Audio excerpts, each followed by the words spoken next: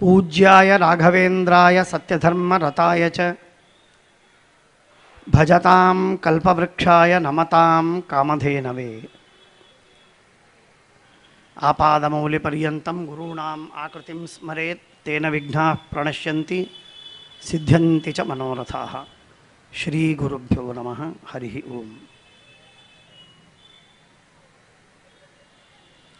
ಭಗವಂತನ ಚಲಪ್ರತಿಮಾ ಸ್ಥಾನೀಯರಾಗಿರುವಂತಹ ಪರಮಪೂಜ್ಯರಾದ ಪಲಿಮಾರು ಮಠಾಧೀಶರಾದ ವಿದ್ಯಾಧೀಶ ತೀರ್ಥ ಶ್ರೀಪಾದಂಗಳವರ ಚರಣಾರವಿಂದಗಳಲ್ಲಿ ಭಕ್ತಿ ಪುರಸ್ಸರವಾದ ಅನಂತ ಸಾಷ್ಟಾಂಗ ನಮಸ್ಕಾರಗಳನ್ನು ಸಮರ್ಪಣೆ ಮಾಡ್ತಾ,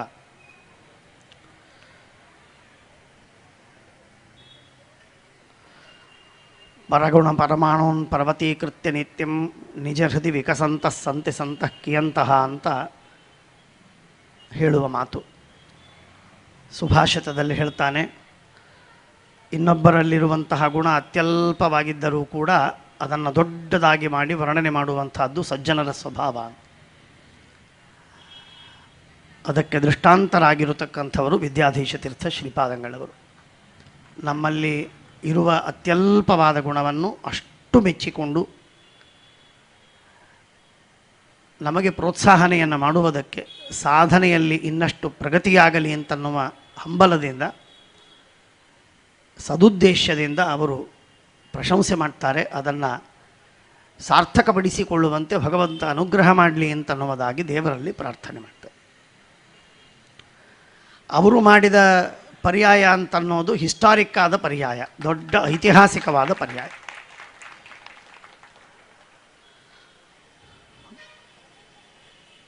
ಚಪ್ಪಾಳೆ ಬಹಳ ಸಣ್ಣ ಚಪ್ಪಾಳೆ ಆಗಿತ್ತು, ಅವರ ಪರ್ಯಾಯ ಬಹಳ ದೊಡ್ಡ ಪರ್ಯಾಯವಾಗಿತ್ತು.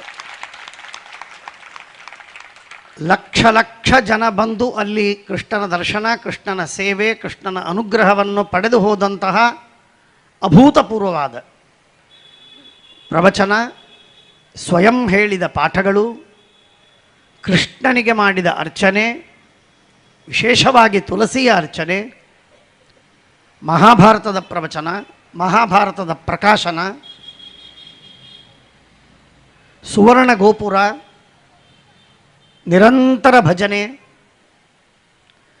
ನೂರಾರಲ್ಲ ಸಾವಿರಾರು ವಿದ್ವಾಂಸರನ್ನು, ವೈದಿಕರನ್ನು, ಪುರೋಹಿತರನ್ನು ಕರೆಸಿ ಪ್ರವಚನ ಪಾರಾಯಣಗಳನ್ನು ಮಾಡಿಸಿ ವಿಶೇಷವಾದ ಪುರಸ್ಕಾರವನ್ನು ಮಾಡಿದ್ದು, ಅನ್ನದಾನವಂತೂ ಸರಿಯೇ ಸರಿ.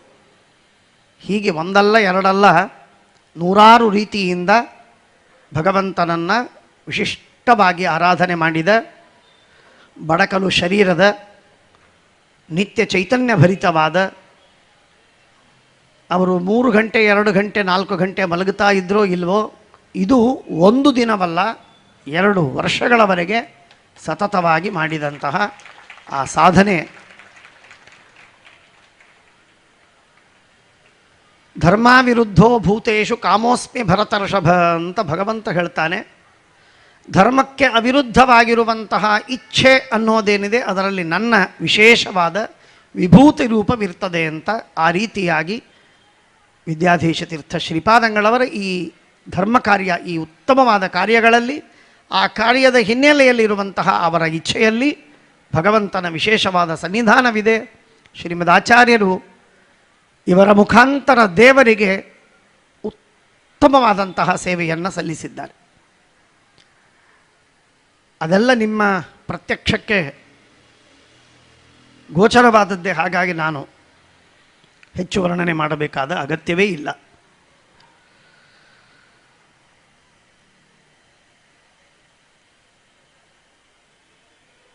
ಅಲ್ಲಿ ಪಕ್ಕದಲ್ಲಿ ಒಂದು ಜಮದಗ್ನಿ ಕೃಷ್ಣಾಚಾರ್ಯರ ಭಾವಚಿತ್ರವನ್ನು ಹಾಕಿದ್ದಾರೆ.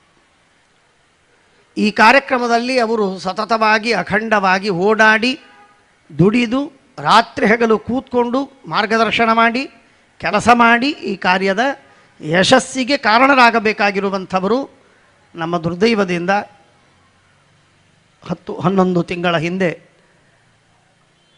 ಹರಿಪಾದವನ್ನು ಸೇರಿದ್ದಾರೆ. ನಮ್ಮ ಆಚಾರ್ಯರ ಹತ್ರ, ನಮ್ಮ ತಂದೆಯವರ ಹತ್ರ ಅವರು ಕೆಲವು ದಿನಗಳವರೆಗೆ ಇದ್ದರು ಅಧ್ಯಯನ ಮಾಡುವುದಕ್ಕಾಗಿ. ಅನಂತರ ಮಠದ ಜವಾಬ್ದಾರಿಯಿಂದಾಗಿ ಮಠವನ್ನು ಅತ್ಯಂತ ಸುವ್ಯವಸ್ಥಿತವಾಗಿ ಭಾರೀ ವೈಭವದಿಂದ ಆ ಮಠವನ್ನು ನಡೆಸಿದರು. ಡೊಂಬಿವಲಿ ಜನರಿಗೆ ವಿಶೇಷವಾಗಿ, ಉಳಿದೆಲ್ಲ ಜನರಿಗೂ ಕೂಡ ಮಾರ್ಗದರ್ಶನ ಮಾಡುವುದರ ಜೊತೆಗೆ ಒಂದರ್ಥದಲ್ಲಿ ಆಧಾರದಂತೆ ಇದ್ದರು. ಭಾರೀ ಉತ್ಸಾಹಿ, ಶ್ರಮವಾಯಿತು ಅಂತ ಎಂದೆಂದಿಗೂ ಬೇಸತ್ತವರಲ್ಲ, ಅತ್ಯಂತ ನಿಷ್ಠಾವಂತ ಬ್ರಾಹ್ಮಣ.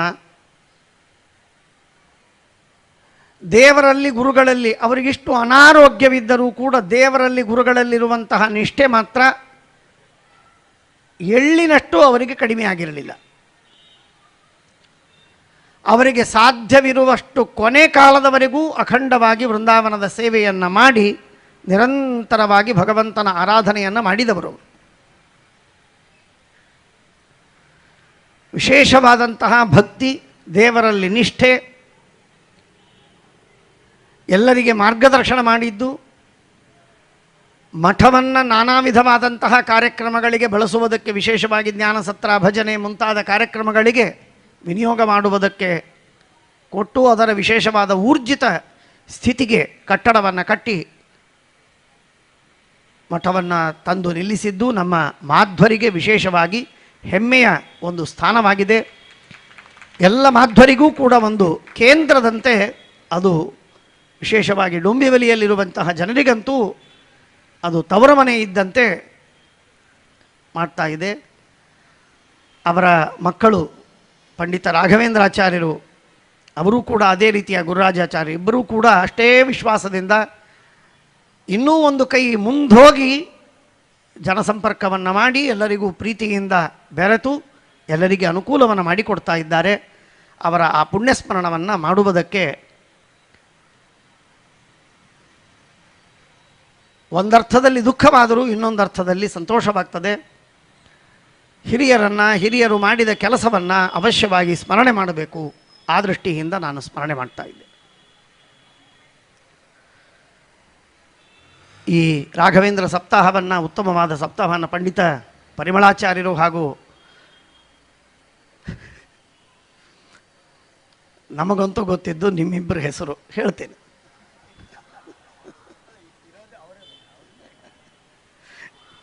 ಅಪ್ಪಣಾಚಾರ್ಯರು, ಇನ್ನೂ ಅನೇಕ ಜನ ಇರಬಹುದು, ನನಗೆ ಗೊತ್ತಿಲ್ಲ. ಭಾಳ ವಿಶೇಷವಾಗಿ ವೈಯಕ್ತಿಕ ಪರಿಚಯವಿಲ್ಲ. ಭಾಳ ಉತ್ತಮವಾದ ರೀತಿಯಲ್ಲಿ ನಡೆಸ್ತಾ ಇದ್ದಾರೆ. ಅವರು ಕರೆದು ಇಲ್ಲಿ ಮುಕ್ತಾಲಿಯವರು ಹಾಗೂ ಅವರೆಲ್ಲ ನನಗೆ ಬರಬೇಕು ಅಂತ ವಿಶೇಷವಾಗಿ ಆಮಂತ್ರಣ ಕೊಟ್ಟದ್ದಕ್ಕೆ ಕಾರ್ಯಕ್ರಮದಲ್ಲಿ ಭಾಗವಹಿಸುವ ಒಂದು ಸೌಭಾಗ್ಯ ಸಿಕ್ಕಿದೆ. ಅವರೆಲ್ಲರಿಗೂ ನನ್ನ ವಿಶೇಷವಾದಂತಹ ನಮಸ್ಕಾರ ಹಾಗೂ ಕೃತಜ್ಞತೆಗಳನ್ನು ಮೊದಲಾಗಿ ಸಮರ್ಪಣೆ ಮಾಡ್ತೇನೆ. ಸ್ವಾಮಿಗಳವರು ಒಂದು ಪ್ರವಚನದಲ್ಲಿ ಒಂದು ಮಾತನ್ನು ಹೇಳಿದರು. ಆ ಮಾತನ್ನು ಸ್ವಲ್ಪ ನಾವು ಹೆಚ್ಚು ಗಮನ ಕೊಟ್ಟು ಆ ಮಾತಿನ ಕಡೆಗೆ ಅದರ ಅರ್ಥವನ್ನು ತಿಳಿದು ಅದನ್ನು ಅನುಷ್ಠಾನ ಮಾಡಿಕೊಳ್ಳುವುದಕ್ಕೆ ಪ್ರಯತ್ನವನ್ನು ಮಾಡಬೇಕು. ಯಾವುದೇ ಒಂದು ಕಾರ್ಯವನ್ನು ಮಾಡುವಾಗ ಭಾರತೀ ರಮಣ ಮುಖ್ಯಪ್ರಾಣ ದೇವರ ದ್ವಾರ ದೇವರ ಸಮೀಪಕ್ಕೆ ಹೋಗುವುದಕ್ಕೆ ಸಾಧ್ಯವಾಗ್ತದೆ. ನಾನು ಮೇಲಿಂದ ಮೇಲೆ ಹೇಳೋದುಂಟು, ಪ್ರಾತಃ ಸಂಕಲ್ಪ ಗದ್ಯ ಅಂತಂದರೆ ಅದು ಸರ್ವಮೂಲದ ಕೈಪಿಡಿ ಇದ್ದ ಹಾಗೆ. ಸರ್ವಮೂಲದ ಅನೇಕ ಅಂಶಗಳನ್ನು, ಎಲ್ಲ ಅಂತ ಹೇಳುವುದಿಲ್ಲ, ಆದರೆ ಅನೇಕ ಅಂಶಗಳನ್ನು ಸಂಗ್ರಹವಾಗಿ ನಮಗೆ ತಿಳಿಸಿಕೊಡುವಂತಹ ಪುಟ್ಟ ಕೃತಿ. ರಾಘವೇಂದ್ರ ಸ್ವಾಮಿಗಳಿಗೆ ಎರಡು ಸವ್ಯಸಾಚಿತ್ವ ಅಂತಂತಾರಲ್ಲ, ಹಾಗೆ ಎರಡು ಸಾಮರ್ಥ್ಯವಿತ್ತು. ಅತಿ ಸಂಕ್ಷೇಪವಾಗಿದ್ದದ್ದನ್ನು ವಿಸ್ತಾರ ಮಾಡುವ ಸಾಮರ್ಥ್ಯವಿತ್ತವರಿಗೆ. ಅಣುಭಾಷ್ಯದಲ್ಲಿ ವ್ಯಾಖ್ಯಾನ ಮಾಡುವಾಗ ವಿಸ್ತಾರವಾಗಿ ಹೇಳ್ತಾರೆ. ಅದೇ ರಾಘವೇಂದ್ರ ಸ್ವಾಮಿಗಳವರು ವಿಸ್ತಾರವಾಗಿ ಬರೆದಂತಹ ಗೀತಾಭಾಷ್ಯ, ಗೀತಾ ತಾತ್ಪರ್ಯ, ಪ್ರಮೇಯ ದೀಪಿಕಾ, ನ್ಯಾಯ ದೀಪಿಕಾಗಳ ಅರ್ಥವನ್ನು ಸಂಗ್ರಹ ಮಾಡಿ ಗೀತಾ ವಿವೃತ್ತಿಯಲ್ಲಿ ಸಂಕ್ಷೇಪವಾಗಿ ತಿಳಿಸುವಂಥ ಕ್ರಮ. ಹಾಗೆ ಸಮಗ್ರವಾಗಿ ಸರ್ವಮೂಲದಲ್ಲಿ ಅತಿ ಪ್ರಧಾನವಾಗಿರುವಂತಹ ಯಾವ ತತ್ವ, ಮಧ್ವಾಚಾರ್ಯರ ಬಗ್ಗೆ ಹಾಗೂ ದೇವರ ಬಗ್ಗೆ, ಅವೆರಡನ್ನೂ ಕೂಡ ಪ್ರಾತಃ ಸಂಕಲ್ಪ ಗದ್ಯದಲ್ಲಿ ಪುಟ್ಟ ಕೃತಿಯಲ್ಲಿ ನಮಗೆ ಸಮರ್ಪಣೆ ಮಾಡ್ತಾರೆ. ಬಹಳ ಸುಂದರವಾದದ್ದು. ದೇವರನ್ನು ನಾವು ಮುಟ್ಟಬೇಕಾದರೆ ಬೃಹದಾರಣ್ಯಕೋಪನಿಷತ್ತು ಹೇಳುವಂತಹ ಮಾತು, ದೇವರನ್ನು ನಾವು ತಲುಪಬೇಕಾದರೆ, ದೇವರಿಗೆ ನಾವು ಮುಟ್ಟಬೇಕಾದರೆ ಮಧ್ವಾಚಾರ್ಯರ ಮುಖಾಂತರವೇ ಮುಟ್ಲಿಕ್ಕೆ ಸಾಧ್ಯ. ಮಧ್ವಾಚಾರ್ಯರನ್ನು ವಾಯುದೇವರನ್ನು ಹುಟ್ಟಿಸಿದ್ದೇ ಈ ಕಾರಣಕ್ಕಾಗಿ ಭಗವಂತ. ಬೃಹದಾರಣ್ಯಕ ಉಪನಿಷತ್ತು ಇದಕ್ಕೆ ಸಾಕ್ಷಿಯಾಗಿದೆ, ಸ್ಪಷ್ಟವಾದ ಪ್ರಮಾಣವನ್ನು ಹೇಳುತ್ತದೆ. ರಾಜನ ಹತ್ರ ಹೋಗಬೇಕಾದರೆ ರಾಜನ ಮಗ ಹೇಗೆ ಬೇಕೋ ಅವಶ್ಯಕನೋ ಆ ರೀತಿಯಾಗಿ ದೇವರನ್ನು ತಲುಪುವುದಕ್ಕೆ ಅತ್ಯಂತ ಅವಶ್ಯಕವಾದದ್ದು ದೇವರ ಹತ್ರ ನಮ್ಮನ್ನು ಕರೆದೊಯ್ಯುವಂತಹ ಒಬ್ಬ ವ್ಯಕ್ತಿ, ಅದು ದೇವರ ಮಗ. ಹಾಗಾಗಿ ವಾಯುದೇವರು ಧರ್ಮನಾಮಕರಾದ ಸತ್ಯನಾಮಕರಾದ ವಾಯುದೇವರನ್ನು ಹುಟ್ಟಿಸಿದ ಪರಮಾತ್ಮ. ಆ ವಾಯುದೇವರನ್ನು ಮಾಡಿದಂತಹ ಭಗವಂತ ತನ್ನ 4 ಕೈಗಳಿಂದ ಅವರಲ್ಲಿ 4 ಗುಣಗಳನ್ನು ಕೊಟ್ಟ ಅಂತ ಛಾಂದೋಗ್ಯೋಪನಿಷತ್ತು ಹೇಳುವಂತ. ಶಂಖಚಕ್ರ ಗದಾಪದ್ಮಗಳನ್ನು ಧರಿಸಿದಂತಹ ಪರಮಾತ್ಮನ ಚತುರ್ಭುಜಗಳು ಸ್ಪಷ್ಟವಾಗಿದೆ, ಪ್ರಸಿದ್ಧವಾದದ್ದು. ಆ 4 ಕೈಗಳಿಂದ ಪರಮಾತ್ಮ ಧರ್ಮ, ವಿಜ್ಞಾನ, ವೈರಾಗ್ಯ, ಐಶ್ವರ್ಯ ಎಂಬ 4 ಗುಣಗಳನ್ನು ವಾಯುದೇವರಲ್ಲಿ ತುಂಬುತ್ತಾನಂತೆ. ಅಂತಹ ಮಧ್ವಾಚಾರ್ಯರು ಶ್ರೀಮದಾಚಾರ್ಯರನ್ನ ಕೊಂಡಾಡುವಾಗ ಸಂಕೋಚ ಪಡುವುದಿಲ್ಲ. ರಾಘವೇಂದ್ರ ಸ್ವಾಮಿಗಳವರು ಏನೂ ಸಂಕೋಚ ಮಾಡುವುದಿಲ್ಲ.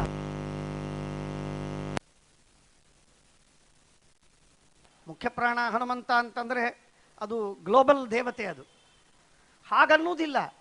ತಾವು ಬಹಳ ಕನ್ಸರ್ವೇಟಿವ್ ಆಗಿದ್ದೇವೆ ಅಂತ ಹೇಳಿ ಜನ ತನ್ನ ಹೆಸರಲ್ಲಿ ಎಷ್ಟೇ ಶಂಖವಾದ್ಯ ಮಾಡಿದರೂ ಚಿಂತೆ ಇಲ್ಲ ಅಂತ ಮಧ್ವಾಚಾರ್ಯರನ್ನ ಆನಂದ ತೀರ್ಥ ಭಗವತ್ಪಾದಾಚಾರ್ಯಾಣಾಮಂತೆ ಹೇಳ್ತಾರೆ.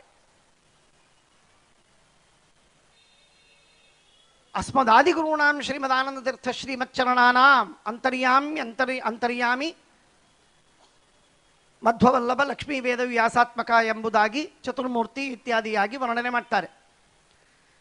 ಹಾಗಾಗಿ ಮಧ್ವಾಚಾರ್ಯರನ್ನ ಮುಖ್ಯಪ್ರಾಣ ಅಂತಾಗಲಿ ಹನುಮಂತ ಅಂತಾಗಲಿ ಹಾಗೇ ಸ್ಮರಣೆ ಮಾಡಬೇಕು ಅಂತನ್ನುವುದಾಗಿ ಆಗ್ರಹ ಇಟ್ಟುಕೊಂಡಿಲ್ಲ. ವಿಶೇಷವಾಗಿ ನಮಗೆ ಗುರುಗಳಾಗಿ ಸಿಕ್ಕದ್ದರಿಂದ ರಾಘವೇಂದ್ರ ಸ್ವಾಮಿಗಳ ಅಭಿಪ್ರಾಯ ಹೀಗಿರಬೇಕು ಅಂತ ನಮಗೆ ತೋರ್ತದೆ. ನಮಗೆ ಗುರುಗಳಾಗಿ ಸಿಕ್ಕದ್ದರಿಂದ ಮುಖ್ಯಪ್ರಾಣದೇವರು ಗುರುಗಳೇ, ಆದಿಗುರುಗಳೇ, ವಿವಾದವಿಲ್ಲ. ಆದರೆ ಮುಖ್ಯಪ್ರಾಣದೇವರು ವಿಶೇಷವಾಗಿ ಈಗ ಕಲಿಯುಗದಲ್ಲಿ ಕೆಲವೇ ದಿನಗಳ ಹಿಂದೆ, ಕೆಲವೇ ಶತಮಾನಗಳ ಹಿಂದೆ ಮಧ್ವಾಚಾರ್ಯರಾಗಿ ಅವತಾರ ಮಾಡಿದ್ದಾರೆ. ಸರ್ವಮೂಲವನ್ನು ಬರೆದಿದ್ದಾರೆ, ಜ್ಞಾನದ ಪರಂಪರೆಯನ್ನು ಹರಿಸಿದ್ದಾರೆ, ಶಿಷ್ಯ ಪ್ರಶಿಷ್ಯರ ಮುಖಾಂತರ ನಮಗೆಲ್ಲ ಜ್ಞಾನ ಮುಟ್ಟುವಂತೆ ಮಾಡಿದ್ದಾರೆ. ಆದ್ದರಿಂದ ಮುಖ್ಯಪ್ರಾಣದೇವರು ಹೇಗೆ ಗುರುಗಳೋ ಹಾಗೆ ಮುಖ್ಯಪ್ರಾಣದೇವರ ಅವತಾರರಾಗಿರುವಂತಹ ಆನಂದ ತೀರ್ಥರು ಇನ್ನೂ ಸನ್ನಿಕೃಷ್ಟ ಗುರುಗಳು. ಹಾಗಾಗಿ ಆ ಸನ್ನಿಕೃಷ್ಟ ಗುರುಗಳನ್ನು ಬಿಟ್ಟು ಮುಖ್ಯಪ್ರಾಣದೇವರ ಹತ್ರ ಹೋಗುವ ಅಗತ್ಯವಿಲ್ಲ. ಆದ್ದರಿಂದ ಅವರು ಅಸ್ಮದಾದಿಗುರುಣಾಂ ಮುಖ್ಯಪ್ರಾಣಾನಾಂ ಅಂತನ್ಲಿಲ್ಲ, ಅಸ್ಮದಾದಿಗುರುಣಾಂ ಶ್ರೀಮದ್ ಆನಂದ ತೀರ್ಥ ಭಗವತ್ಪಾದಾಚಾರ್ಯಾಣಾಂ ಅಂತ ಹೇಳ್ತಾರೆ. ಶ್ರೀಮದಾಚಾರ್ಯರನ್ನು ಅಷ್ಟು ಆತ್ಮೀಯವಾಗಿ ನಮ್ಮ ಗುರುಗಳು ಶ್ರೀಮದಾಚಾರ್ಯರು, ಜೀವಸ್ವರೂಪಕ್ಕೆ ಅಭಿಮಾನಿಗಳಾದ ಗುರುಗಳು. ಆ ವಾಯುದೇವರನ್ನು ಬಿಟ್ಟು ಮಧ್ವಾಚಾರ್ಯರನ್ನು ಬಿಟ್ಟು ಎಂದೆಂದಿಗೂ ಕೂಡ ದೇವರ ಹತ್ರ ನಮಗೆ ಹೋಗುವುದಕ್ಕೆ ಅಧಿಕಾರ ಇಲ್ಲ. ಪರಮಾತ್ಮ ಸ್ವೀಕಾರ ಮಾಡುವುದಿಲ್ಲ ನಮ್ಮನ್ನು. ದೊಡ್ಡವರ ಹತ್ರ ಹೋಗಬೇಕಾದರೆ ಯಾವುದೋ ಒಂದು ವಶೀಲಿ ಬೇಕು ಅಂತಂತಾರೆ, ರೆಕಮೆಂಡೇಶನ್ ಬೇಕು ಅಂತಂತಾರೆ. ಯಾರ್ದಾದ್ರೂ ಹೆಸರು ಹೇಳಿ ಹೋದರೆ ಶೀಘ್ರದಲ್ಲಿ ನಮಗೆ ಪ್ರವೇಶ ಸಿಗತ್ತೆ ಅಂತ. ಹಾಗೆ ನಮ್ಮ ಪರಿಚಯ ದೇವರಿಗೆ ಉಂಟೋ ಇಲ್ಲವೋ, ಆದರೆ ಒಂದು ಮಾತ್ರ ನಾವು ಹೇಳಬಹುದು, ನಾವು ಇಂಥ ಮಧ್ವಾಚಾರ್ಯರ ಶಿಷ್ಯ ಎಂದಾಗಿ ಹೇಳಿಕೊಂಡರೆ ಮಾತ್ರ ಭಗವಂತ ಶೀಘ್ರದಲ್ಲಿ ನಮ್ಮನ್ನು ಒಳಗೆ ಕರೆಸಿಕೊಳ್ತಾನೆ. ಇಷ್ಟು ಮಾತ್ರ ನಿಜ, ಅದರಲ್ಲಿ ಯಾವ ಸಂದೇಹವೂ ಇಲ್ಲ. ಶ್ರೀಮದಾಚಾರ್ಯರು ಮಾಡಿದಂತಹ ಉಪಕಾರಗಳಲ್ಲಿ 2 ವಿಧವಾದ ಉಪಕಾರಗಳಿವೆ. ಆ 2 ವಿಧವಾದ ಉಪಕಾರಗಳ ಸ್ವಲ್ಪ ವಿಮರ್ಶೆಯನ್ನು ಮಾಡ್ತೇನೆ. ನಾನು ಮೇಲಿಂದ ಮೇಲೆ ಹೇಳೋದುಂಟು. ಶ್ರೀಮದಾಚಾರ್ಯರು ಸರ್ವಮೂಲವನ್ನು ಬರೆದರು, ಬಹಳ ದೊಡ್ಡ ಉಪಕಾರವನ್ನು ಮಾಡಿದರು. ವೇದಗಳಿಗೆ, ಬ್ರಹ್ಮಸೂತ್ರಗಳಿಗೆ, ಉಪನಿಷತ್ತುಗಳಿಗೆ, ಗೀತೆ, ಭಾಗವತ, ಮಹಾಭಾರತ ಎಲ್ಲದಕ್ಕೂ ಬೇರೆ ಬೇರೆ ರೀತಿಯಿಂದ ವ್ಯಾಖ್ಯಾನಾದಿಗಳನ್ನು, ಭಾಷ್ಯವನ್ನು ಬರೆದು, ತಾತ್ಪರ್ಯ ನಿರ್ಣಯವನ್ನು ಬರೆದು, ಭಾಗವತ ತಾತ್ಪರ್ಯಾದಿಗಳನ್ನು ಬರೆದು ವ್ಯಾಖ್ಯಾನವನ್ನು ಮಾಡಿದ್ದಾರೆ. ಅದ್ಭುತವಾದಂತಹ ಕಾರ್ಯ, ಲೋಕೋತ್ತರ ಕಾರ್ಯ. ಅದಕ್ಕಾಗೇನೆ ಭೂಮಿಯಲ್ಲಿ ಅವತಾರ ಮಾಡಿದ್ದು. ಆಜ್ಞಾಮನ್ಯೈರಧಾರ್ಯಾಂ, ಬೇರೆಯವರು ಯಾರೂ ಮಾಡಲಿಕ್ಕೆ ಸಾಧ್ಯವಿಲ್ಲದಂತಹ ಕಾರ್ಯವನ್ನು ಮಾಡಬೇಕಾಗಿತ್ತು. ಅದಕ್ಕಾಗಿ ಶೇಷದೇವರು, ಗರುಡದೇವರು, ರುದ್ರದೇವರಿಗೂ ಅಸಾಧ್ಯವಾದಂತಹ ಕಾರ್ಯ ಶ್ರೀಮದಾಚಾರ್ಯರ ಭಾಷ್ಯ ರಚನಾದಿಗಳು. ಈ ಶ್ರೀಮದಾಚಾರ್ಯರ ಭಾಷ್ಯಾದಿ ಗ್ರಂಥಗಳನ್ನು ಶೇಷದೇವರಿಗೆ ರಚನೆ ಮಾಡಲಿಕ್ಕೆ ಸಾಧ್ಯವಿಲ್ಲ. ಇಷ್ಟೇ ಅಲ್ಲ, ಶೇಷದೇವರೇ ಸ್ವತಃ ಬಂದು ಅಧ್ಯಯನವನ್ನು ಮಾಡ್ತಾ ಇದ್ರು ಅಂತನ್ನುವುದಾಗಿ ನಾವು 11ನೇ ಸರ್ಗದಲ್ಲಿ ಮಧ್ವವಿಜಯದಲ್ಲಿ ನಾವು ಕೇಳ್ತೇವೆ. ಅಂಥ ಗ್ರಂಥ ಶ್ರೀಮದ್ ಆಚಾರ್ಯರ ಗ್ರಂಥ.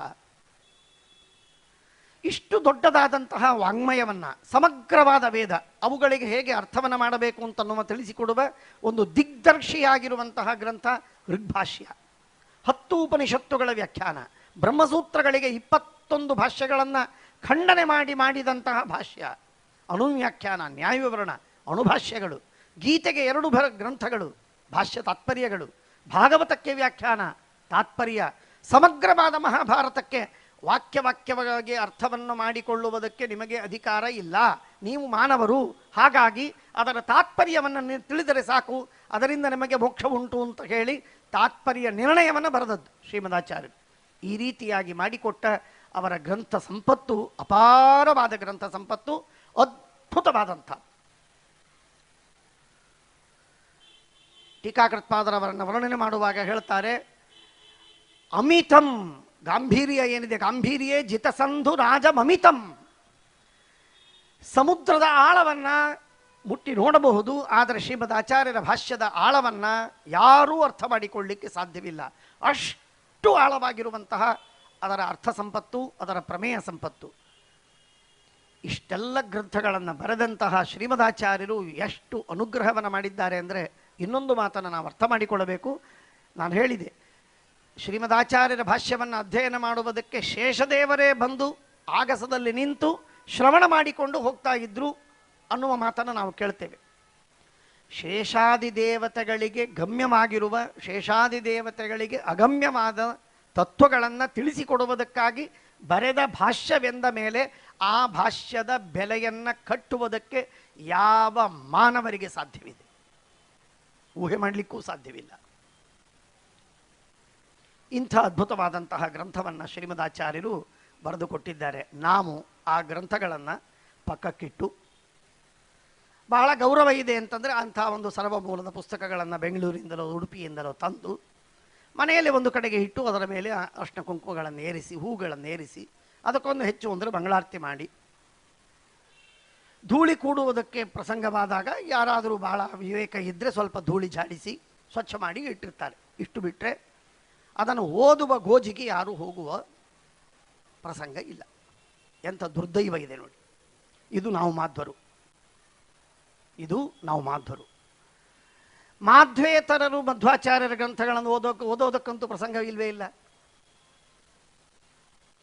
ಅವರು ಅದರ ಬಗ್ಗೆ ತಿರಸ್ಕಾರವನ್ನು ಮಾಡ್ತಾರೆ, ದ್ವೇಷವನ್ನು ಮಾಡ್ತಾರೆ, ಅದನ್ನು ತಪ್ಪು ಅಂತಾರೆ, ಅದನ್ನು ಖಂಡನೆ ಮಾಡ್ತಾರೆ. ತಿರಸ್ಕಾರ ಇದೆ, ಸ್ವಾಭಾವಿಕ, ಏನಾದರೂ ಆಗಲಿ. ಮಾಧ್ವರಾಗಿ ಅಧಿಕಾರ ಇದ್ದು ಶ್ರೀಮದಾಚಾರ್ಯರ ಗ್ರಂಥ ನಮಗೆ ಅವೈಲೇಬಲ್ ಆಗಿ ಇನ್ನೊಂದು 200 ವರ್ಷಗಳ ನಂತರ, 500,000 ವರ್ಷಗಳ ನಂತರ ಶ್ರೀಮದಾಚಾರ್ಯರ ಗ್ರಂಥಗಳ ಪಾಠ ಪ್ರವಚನ ಮಾಡುವಂತಹ ಪಂಡಿತರ ಮಂಡಲಿ, ಪಂಡಿತರ ಸಂತತಿ ನಿಂತು ಹೋದಾಗ ಆ ಗ್ರಂಥಗಳನ್ನು ಅಧ್ಯಯನ ಮಾಡುವ ಕ್ರಮ ನಮಗೆ ಸಿಕ್ಕೀತಾ?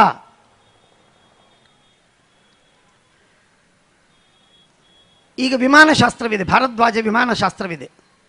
ಆ ಭಾರದ್ವಾಜ ವಿಮಾನಶಾಸ್ತ್ರವನ್ನು ಅರ್ಥ ಮಾಡಿಕೊಳ್ಳುವುದಕ್ಕೆ ಯಾರಿದ್ದಾರೆ ಹೇಳಿ? ಒಬ್ಬರನ್ನು ತೋರಿಸಿ. ಸಮಗ್ರ ಭರತ ಖಂಡದಲ್ಲಿ ವಿಮಾನಶಾಸ್ತ್ರವನ್ನು ಅಧ್ಯಯನ ಮಾಡಿಕೊಳ್ಳುವುದಕ್ಕೆ ಒಬ್ಬ ವ್ಯಕ್ತಿ ಇಲ್ಲ. ಯಾಕೆ? ಆ ಪರಂಪರೆ ನಡೆದು ಬರಲಿಲ್ಲ. ಹೇಗೆ ಅರ್ಥ ಮಾಡಿಕೊಳ್ಳಬೇಕು ಗೊತ್ತಿಲ್ಲ, ಆ ಶಬ್ದಗಳೇನೂ ತಿಳಿದಿಲ್ಲ, ಅದನ್ನು ಹೇಗೆ ಲೆಕ್ಕ ಮಾಡಬೇಕು, ಅದನ್ನು ಯಾವ ರೀತಿಯಾಗಿ ವಿಮಾನದ ನಿರ್ಮಾಣ, ಇದು ಏನು ಗೊತ್ತಿಲ್ಲ.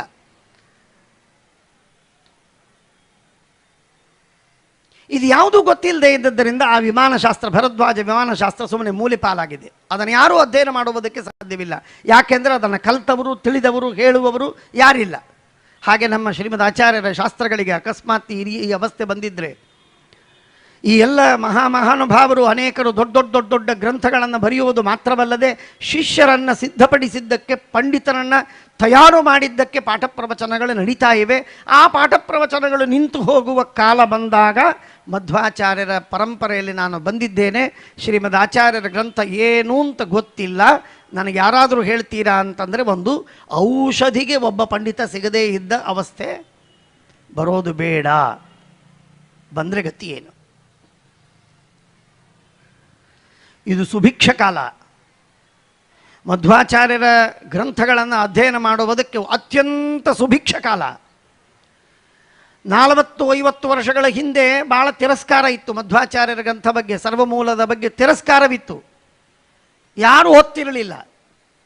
ಈಗ ಕಾಲ ಬದಲಾಗಿದೆ, ವಿದ್ವಾಂಸರು ಬೇಕಾದಷ್ಟು ಸಿದ್ಧರಾಗಿದ್ದಾರೆ. ನೂರಾರು ಜನ, ಸಾವಿರಾರು ಜನ ಬೇರೆ ಬೇರೆ ವಿದ್ಯಾಪೀಠಗಳಲ್ಲಿ, ಬೇರೆ ಬೇರೆ ಮಠಗಳಲ್ಲಿ ವಿದ್ವಾಂಸರು ತಯಾರಾಗಿ ಅದ್ಭುತವಾದ ರೀತಿಯಲ್ಲಿ ಪಾಠ ಪ್ರವಚನ ನಡೆಯುವಂತೆ ಬೇಕಾದಷ್ಟು ಸಿದ್ಧರಾಗಿದ್ದಾರೆ. ಇಂಥ ದೊಡ್ಡ ಒಳ್ಳೆ ಸುಭಿಕ್ಷ ಕಾಲದಲ್ಲಿ ನಮಗೆ ಆ ಮಧ್ವಾಚಾರ್ಯರ 4 ಕಾಳು ಧಾನ್ಯವನ್ನು ನಮಗೆ ನಮ್ಮ ಜೇಬಿನಲ್ಲಿ, ನಮ್ಮ ಚೀಲದಲ್ಲಿ ಹಾಕಿಕೊಳ್ಳುವುದಕ್ಕೆ ನಾವು ತಯಾರಿಲ್ಲ. ನಮ್ಮ ದುರ್ದೈವ ಹೇಗಿದೆ ನೋಡಿ.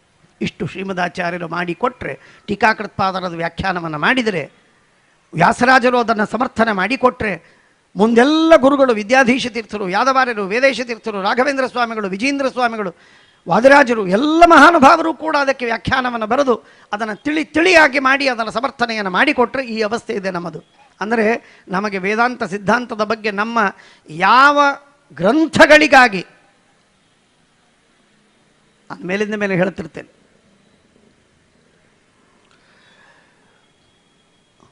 ಅನೇಕ ಜನ ತಿಳ್ಕೊಂಡಿರ್ತಾರೆ ನಾವು ರಾಯರ ಭಕ್ತರು ಅಂತ. ನಿಜವಾಗಿಯೂ ಅವರು ರಾಯರ ಭಕ್ತರು. ಮೇಲಿಂದ ಮೇಲೆ ಅಷ್ಟೋತ್ತರ ಮಾಡ್ತಾರೆ, ಮೇಲಿಂದ ಮೇಲೆ ರಾಯರ ಮಂತ್ರಾಲಯಕ್ಕೆ ಹೋಗಿ ಬರ್ತಾರೆ, ರಾಯರ ಆರಾಧನೆಯನ್ನು ಮಾಡ್ತಾರೆ, ವಿಶೇಷವಾಗಿ ಅವರ ಭಜನೆ ಮಾಡ್ತಾರೆ, ಸ್ಮರಣೆ ಮಾಡ್ತಾರೆ. ಅವರಿಲ್ಲದೆ ಅವರ ನಾಮಸ್ಮರಣೆ ಮಾಡದೆ ಊಟ ಮಾಡುವುದಿಲ್ಲ. ನಿಜವಾಗಿಯೂ ರಾಯರ ಭಕ್ತರೇ, ಅದರಲ್ಲೇನು ವಿವಾದವಿಲ್ಲ. ಆದರೆ ಅವರು ನಾವಷ್ಟೇ ರಾಯರ ಭಕ್ತರು ಅಂತೇನು ತಿಳಿದಿದ್ದಾರೆ, ಅಥವಾ ರಾಯರನ್ನು ನಾವು ಮನಾಪಲಿಯಾಗಿ ಹಿಡಿದುಕೊಂಡಿದ್ದೇವೆ ಅಂತ ತಿಳಿದಿದ್ದಾರೆ, ಅದು ಮಾತ್ರ ತಪ್ಪು. ರಾಯರ ಏಕದೇಶ ಅವರಿಗೆ ಗೊತ್ತು. ನನ್ನ ಮಾತು ಸ್ವಲ್ಪ ನಿಷ್ಠುರವಾಗಬಹುದು, ನಿಷ್ಠುರ ಮಾತಾಡೋದಕ್ಕಾಗಿ ಮಾತಾಡ್ತಾ ಇಲ್ಲ, ರಾಯರ ಮಹಿಮೆಯನ್ನು ತಿಳಿಸೋದಕ್ಕಾಗಿ ಮಾತಾಡ್ತಾ ಇದ್ದೆ. ರಾಯರನ್ನು ನಾವು ಕೆಲವರನ್ನು ನಾವೆಲ್ಲ ಹೆಸರು ಕೊಟ್ಟು ಕರೆಯೋದುಂಟು, ಮಷೀನ್ ಮೇಕಿಂಗ್ ಅಂತ, ಇದು ಮನಿ ಮೇಕಿಂಗ್ ಮಷೀನ್ ಅಂತ. ಹಾಗಿದ್ದಾಗ ರಾಯರನ್ನು ನಾವೇನಂತ ಬಳಸ್ತಾ ಇದ್ದೇವೆ ಅಂದರೆ, ನಮಗೆ ವರವನ್ನು ಕೊಡತಕ್ಕ ಗುರುಗಳು, ಇಷ್ಟೇ ರಾಯರ ಸ್ವರೂಪ. ರಾಯರ ತಪಸ್ಸು, ರಾಯರ ಜ್ಞಾನ, ರಾಯರ ಭಕ್ತಿ, ರಾಯರ ಗ್ರಂಥ, ರಾಯರ ವಾಕ್ಯಾರ್ಥ, ರಾಯರ ಪಾಂಡಿತ್ಯ, ರಾಯರ ಅದ್ಭುತವಾದ ದೃಷ್ಟಿ, ಅವರಿಗೆ ದೇವರಲ್ಲಿರುವ ನಿಷ್ಠೆ, ಅವರು ಎಷ್ಟು ತ್ಯಾಗ ಮಾಡಿದರು, ಅವರು ಎಂಥ ಬಡತನ ಸಹನೆ ಮಾಡಿದರು, ಏನವರಿಗಿರುವಂತಹ ಶಪಾನುಗ್ರಹ ಸಾಮರ್ಥ್ಯ, ಇದರ ಬಗ್ಗೆ ನಮಗೆ ಕಲ್ಪನೆ ಏನೂ ಇಲ್ಲ. ಅತ್ಯಂತ ಉದಾಸೀನ. ನೀವು ಎಷ್ಟು ರಾಯರ ಭಕ್ತಿಯನ್ನು ಮಾಡ್ತೀರೋ ಅಷ್ಟು ರಾಯರ ಗ್ರಂಥಗಳನ್ನು ಓದಿದ ನಾವು ನಿಮ್ಮ 10ರಷ್ಟಲ್ಲ 100 ಪಟ್ಟು ಹೆಚ್ಚಿನ ಭಕ್ತಿಯನ್ನು ಮಾಡುವುದಕ್ಕೆ ಸಾಧ್ಯವಾಗತ್ತೆ. ಒಂದು ದೊಡ್ಡ ಮುಖವನ್ನು ನೀವು ನೋಡ್ತಾ ಇಲ್ಲ. ವ್ಯಾಸರಾಜರು ಬರೆದಂತಹ ಚಂದ್ರಿಕಾ ಗ್ರಂಥಕ್ಕೆ ರಾಯರು ಪ್ರಕಾಶಾಂತರ ಟಿಪ್ಪಣಿಯನ್ನು ಬರೀತಾರೆ. ಅತ್ಯದ್ಭುತವಾದ ಟಿಪ್ಪಣಿ, ಅತ್ಯದ್ಭುತವಾದ ಟಿಪ್ಪಣಿ. ವ್ಯಾಸರಾಜರೇ ಬರೆದಂಥ ಮತ್ತೊಂದು ಗ್ರಂಥ ತರ್ಕತಾಂಡವ, ಅದಕ್ಕೆ ಟಿಪ್ಪಣಿಯನ್ನು ಬರೀತಾರೆ ನ್ಯಾಯದೀಪ. ಎಂಥ ಸುಂದರವಾದ ಟಿಪ್ಪಣಿ. ಟೀಕಾಕೃತ್ಪಾದರು ಬರೆದ ತತ್ವಪ್ರಕಾಶಿಕಕ್ಕೆ ಟಿಪ್ಪಣಿಯನ್ನು ಬರೀತಾರೆ ಭಾವದೀಪ. ಅಮೋಘವಾದಂತಹ ಟಿಪ್ಪಣಿ, ಅಮೋಘವಾದಂಥದ್ದು. ಇದು ಒಂದಲ್ಲ ಎರಡಲ್ಲ, ಪರಿಮಳವೂ ಸರಿಯೇ, ಭಾವದೀಪವೂ ಸರಿಯೇ. ಬೇರೆ ಬೇರೆ ಗ್ರಂಥಗಳಿಗೆ ಟಿಪ್ಪಣಿಯನ್ನು ಬರೆದಿದ್ದಾರೆ, ವಾದಾವಲಿಗೆ, ತತ್ವನಿರ್ಣಯಕ್ಕೆ, ತತ್ವೋದ್ಯೋತಕ್ಕೆ. ಅವರ ಗ್ರಂಥಗಳನ್ನು ನೋಡ್ತಾ ಇದ್ದರೆ ಅವರಿಗೆ ತರ್ಕಶಾಸ್ತ್ರದಲ್ಲಿ ನಿಸ್ಸೀಮವಾದ ಪಾಂಡಿತ್ಯ. ಒಂದು ಕಡೆಗೆ ತರ್ಕತಾಂಡವದಲ್ಲಿ ವ್ಯಾಸರಾಜರು ಕೊಟ್ಟಂತಹ ನೈಯಾಯಿಕರ ನಾನಾ ವಿಧವಾದಂತಹ ಪಕ್ಷಗಳನ್ನು ಖಂಡನ ಮಾಡುವಾಗ ರಾಘವೇಂದ್ರ ಸ್ವಾಮಿಗಳವರು ಅತ್ಯಂತ ಬಲಿಷ್ಠವಾಗಿ ಅವರ ಮತವನ್ನು ಖಂಡನ ಮಾಡ್ತಾರೆ. ಇಂಥ ಪಾಂಡಿತ್ಯ ರಾಘವೇಂದ್ರ ಸ್ವಾಮಿಗಳಿಗೆ. ಆ ಪಾಂಡಿತ್ಯದ ಮುಖ ಮುಚ್ಚಿ ಹೋಯಿತು, ಕಾಣದಂತೆ ಆಗಿದೆ. We are unmindful of those things. ಬಹಳ ಶೋಚನೀಯವಾದಂಥದ್ದು. ರಾಯರನ್ನು ಮಂತ್ರಾಕ್ಷತೆ ಕೊಡುವ ಭಾವ ಅಂತ ಮಾಡಿಡಬೇಡಿ ಅವರನ್ನು, ದಯವಿಟ್ಟು ದಯವಿಟ್ಟು ಮಾಡಬೇಡಿ. ನನ್ನ ಪ್ರಾರ್ಥನೆ ಇದೆ ನಿಮ್ಮಲ್ಲಿ, ಅವರಿಗೆ ರಾಯರಲ್ಲಿ ದೇವರಲ್ಲಿ ಏನು ಭಕ್ತಿ, ಪ್ರಾಣದೇವರಲ್ಲಿ ಏನು ಭಕ್ತಿ, ಅಸಾಧಾರಣವಾದ ಭಕ್ತಿ. ಹೆಜ್ಜೆ ಹೆಜ್ಜೆಗೆ ಪರಮದಯಾಲು ಕ್ಷಮಾಸಮುದ್ರ ಭಕ್ತವತ್ಸಲ ಭಕ್ತಾಪರಾಧ ಸಹಿಷ್ಣು, ಪರಮದಯಾಲು ಕ್ಷಮಾಸಮುದ್ರ ಭಕ್ತವತ್ಸಲ ಭಕ್ತಾಪರಾಧ ಸಹಿಷ್ಣು. ಮತ್ತೆ ಮತ್ತೆ ಮತ್ತೆ ಮತ್ತೆ ಗುರುಗಳನ್ನು ವಾಯುದೇವರನ್ನು ಈ ರೀತಿ ಸ್ತೋತ್ರವನ್ನು ಮಾಡ್ತಾರೆ. ಅವರ ಭಕ್ತಿ ನೋಡಿದರೆ ಊಹೆ ಮಾಡಲಿಕ್ಕೆ ಸಾಧ್ಯವಿಲ್ಲ. ಅವರ ಪಾಂಡಿತ್ಯವೂ ಹಾಗೆ. ತರ್ಕಶಾಸ್ತ್ರದಲ್ಲಿ, ವ್ಯಾಕರಣಶಾಸ್ತ್ರದಲ್ಲೂ ಅಂತೂ ಅವರಿಗೆ ಮಹಾಭಾಷ್ಯಕಾರ ಅಂತ ಬಿರುದು ಅವರಿಗೆ ಬಂತು. ಮೀಮಾಂಸಾ ಶಾಸ್ತ್ರದಲ್ಲಿ ಅವರು ದೊಡ್ಡ ಗ್ರಂಥವನ್ನೇ ಬರೆದರು, ಪಾಠ ಸಂಗ್ರಹ ಅಂತ ನೋದಾಗಿ. ಸಾಟಿ ಇಲ್ಲದ ಪಾಂಡಿತ್ಯ ಅವರದು. ಇಂಥ ಅದ್ಭುತವಾದ ಪಾಂಡಿತ್ಯವನ್ನು ಮೆರೆದ ಮಹಾನುಭಾವರು ಅವರು. ಪಾಂಡಿತ್ಯಕ್ಕಾಗೇನೇ ಮಹಾನುಭಾವರವರು.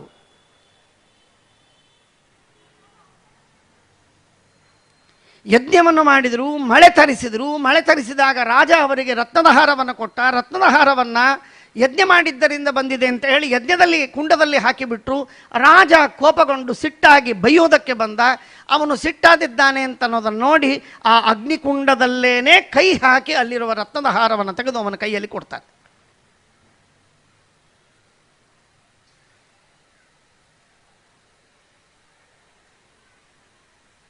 ರಾಯರನ್ನು ದಯವಿಟ್ಟು ಸಣ್ಣವರನ್ನು ಮಾಡಬೇಡಿ. ವ್ಯಾಕರಣಶಾಸ್ತ್ರ, ವೇದಾಂತಶಾಸ್ತ್ರ, ತರ್ಕಶಾಸ್ತ್ರ, ಮೀಮಾಂಸಾ ಶಾಸ್ತ್ರ, 10 ಶಾಸ್ತ್ರಗಳಲ್ಲಿ ನಿಸ್ಸೀಮವಾದ ಪಾಂಡಿತ್ಯವನ್ನು ಪಡೆದಂತಹ ಮಹಾನುಭಾವರು, ಅಂಥ ಗ್ರಂಥಕಾರರು. ತಿಳಿಯಾಗಿ ಅತ್ಯಂತ ವಿಶದವಾಗಿ ಸ್ಪಷ್ಟವಾಗಿ ಜನರಿಗೆಲ್ಲ ಮನಮುಟ್ಟುವಂತೆ ಗ್ರಂಥಗಳನ್ನು ಬರೆದು ಅನುಗ್ರಹವನ್ನು ಮಾಡಿದ ಮಹಾಗುರುಗಳು ರಾಯರು. ಒಂದು ಕಡೆಗೆ ಅಷ್ಟೇ ವಿಷ್ಣು ಭಕ್ತಿ, ಅಷ್ಟೇ ವಾಯುಭಕ್ತಿ, ಅಷ್ಟೇ ನಿರಹಂಕಾರ. ಅವರ ಒಂದು ಗ್ರಂಥದಲ್ಲೂ ಕೂಡ ಸೊಕ್ಕಿನ ಮಾತುಗಳಿಲ್ಲ. ಇನ್ನೊಬ್ಬರಿಗೆ ಮನಸ್ಸಿಗೆ ನೋವಾಗುವಂತೆ ಒಂದು ಮಾತುಗಳನ್ನಾಡುವುದಿಲ್ಲ. ಇಷ್ಟು ಸೌಜನ್ಯ. ಇದು ರಾಘವೇಂದ್ರ ಸ್ವಾಮಿಗಳು ಮಾಡಿದಂತಹ ಉಪಕಾರ. ರಾಘವೇಂದ್ರ ಸಪ್ತಾಹವನ್ನು ಮಾಡ್ತಾ ಇದ್ದೇವೆ. ರಾಘವೇಂದ್ರ ಸ್ವಾಮಿಗಳು ನಮಗೇನು ಉಪಕಾರವನ್ನು ಮಾಡಿದ್ದಾರೆ ಅಂತ ಅನ್ನೋದನ್ನು ಅವಶ್ಯವಾಗಿ ತಿಳಿಯಲೇಬೇಕಾದಂತಹ ಮಾತು.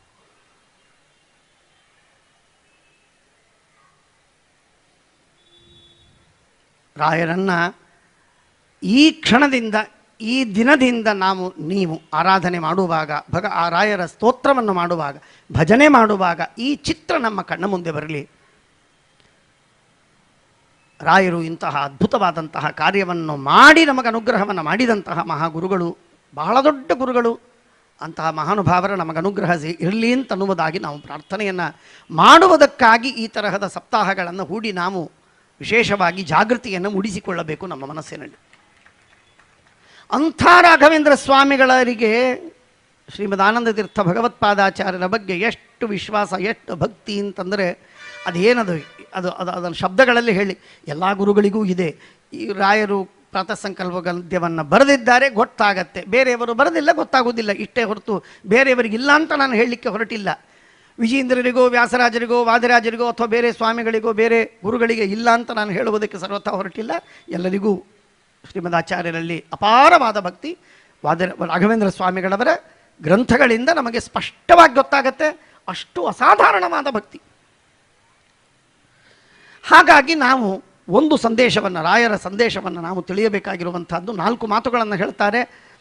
ಸತ್ತಾಪ್ರದ ವಾಯುನಾಮಕ, ಚೇಷ್ಟಾಪ್ರದ ಪ್ರಾಣನಾಮಕ, ಧಾರಣಾಪ್ರದ ಧರ್ಮನಾಮಕ, ಮುಕ್ತಿಪ್ರದ ಭಕ್ತಿನಾಮಕ, ರೂಪವಿಶೇಷೈ ಮಧ್ರದಿ ಸ್ಥಿತೇನ ಪರಮದಯಾಲುನಾ ಕ್ಷಮಾ ಸಮುದ್ರೇಣ ಭಕ್ತವತ್ಸಲೇನ ಭಕ್ತಾಪರಾಧ ಸಹಿಷ್ಣುನ ಸರ್ವಸ್ವಾಮಿನ ಸರ್ವಪ್ರೇರಕೇಣ ಸರ್ವತಾತ್ವಿಕ ದೇವತಾ ಪ್ರೇರಕೇಣ ಸರ್ವತಾತ್ವಿಕ ಅಸುರ ಭಂಜಕೇನ ತಥಾ ತತ್ಪ್ರೇರಣ ಪ್ರಯುಕ್ತ ಅಶೇಷ ದುರ್ಮತ ಭಂಜಕೇನ ಅತಏವ ಪ್ರಭಂಜನ ಶಬ್ದವಾಚ್ಯೇನ ಪ್ರತಿದಿನಂ ಪ್ರತಿಕ್ಷಣಂ ಬುದ್ಧಿಶೋಧಕೇನ.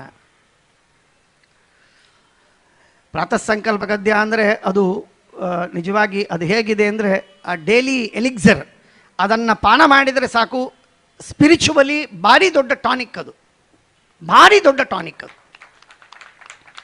ಅದರ ಅರ್ಥವನ್ನು ತಿಳಿದು ಅದನ್ನು ಪೂರ್ಣ ಮನದಟ್ಟು ಮಾಡಿಕೊಂಡು ಅದರಲ್ಲಿ ವಿಶೇಷವಾಗಿ ಆಸಕ್ತಿಯಿಂದ ಅದನ್ನು ಅಂದದ್ದಾದರೆ ನೋಡಿ ಎಷ್ಟು ಚಂದವಾದ ಮಾತಿದೆ. ಉಳಿದೆಲ್ಲ ಎಲ್ಲ ಮಾತುಗಳು ಹಾಗೇ ಇದೆ. ಪ್ರತಿದಿನಂ ಪ್ರತಿಕ್ಷಣಂ ಬುದ್ಧಿಶೋಧಕೇನ. ಸಾಕು, ಇದು ಒಂದು ಸಾಕು. ಆನಂದ ತೀರ್ಥರ ಬಗ್ಗೆ, ಮಧ್ವಾಚಾರ್ಯರ ಬಗ್ಗೆ, ರಾಯರು ಹೇಳುವ 1000 ಮಾತುಗಳಲ್ಲಿ ಈ ಒಂದು ಮಾತು ಸಾಕು. ಎಲ್ಲ ಮಾತುಗಳು ಬೇಕು, ಅದರಲ್ಲಿ ಇದೊಂದು ಮಾತು. ಪ್ರತಿದಿನಂ ಪ್ರತಿಕ್ಷಣಂ ಬುದ್ಧಿಶೋಧಕೇನ. ಸ್ವಾಮಿಗಳು ಇವತ್ತು ಪ್ರವಚನವನ್ನು ಮಾಡುವಾಗ ಸುಮಾರು ಒಂದು 10-20 ಬಾರಿ ನಾವು ಏನಂತ ಚಿಂತನೆ ಮಾಡಬೇಕು, ಏನೆಂದು ಅನುಸಂಧಾನ ಮಾಡಬೇಕು, ಏನೆಂದು ಸಮರ್ಪಣೆ ಮಾಡಬೇಕು, ಏನೆಂದು ತಿಳಿಯಬೇಕು ಅನ್ನುವ ಮಾತುಗಳನ್ನು ಹೇಳ್ತಾ ಬಂದರು. ಇದೇ ನಮ್ಮ ಬುದ್ಧಿ ಶೋಧನ. ನಮಗೆ ಅಹಂಕಾರವಿದೆ, ನಮಗೆ ಸ್ವಾರ್ಥವಿದೆ, ನಮಗೆ ದೌರ್ಜನ್ಯವಿದೆ, ಇನ್ನೊಬ್ಬರಲ್ಲಿ ದೋಷ ಎಣಿಸುವುದಿದೆ, ಅವರನ್ನು ಟೀಕೆ ಮಾಡಲಿಕ್ಕೆ ಬರ್ತದೆ, ನಾವು ಹಣ ಮಾಡಿಕೊಳ್ಳುವುದಕ್ಕೆ ಬರ್ತದೆ. ಹಣ ಇದ್ದರೆ ನಾವು ಕೆಲಸ ಮಾಡಲಿಕ್ಕೆ ನಾವು ತಯಾರಾಗ್ತೇವೆ.